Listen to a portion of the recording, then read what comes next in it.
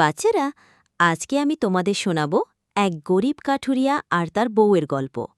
গরিব হলেও তাদের সংসারে সুখের অভাব ছিল না।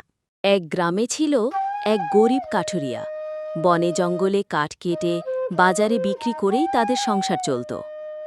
সেই তো কখন থেকে হেঁটেই যাচ্ছি। কোথাও কাটার মতো কাঠ পাচ্ছি না। কাঠ না পেলে তো বাজার সদাই করতে পারবো না। যাক, অবশেষে একটা কাটার মতো গাছ পেলাম। এটার কাঠ কেটেই বাজারে নিয়ে বিক্রি করতে হবে। যেটুকু কাঠ পেয়েছি এটা নিয়েই বাজারে যাই।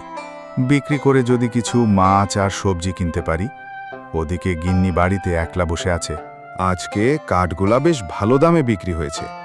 ইলিশ মাছ আর ব্যাগ ভর্তি বাজার দেখে গিন্নি খুবই খুশি হবে। কই গো গিন্নি, ঘর থেকে বের হও। দেখো তোমার প্রিয় ইলিশ মাছ আর ব্যাগ ভর্তি করে আজ বাজার নিয়ে এসছি। ও মা, এত বড় ইলিশ মাছ আর ব্যাগ ভর্তি বাজার!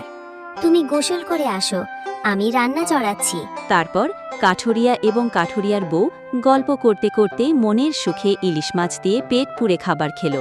এটা থেকে আমরা শিখতে পারি, সুখী হতে হলে ধনী হওয়া জরুরি না, কুঁড়ে ঘরেও সুখ থাকে।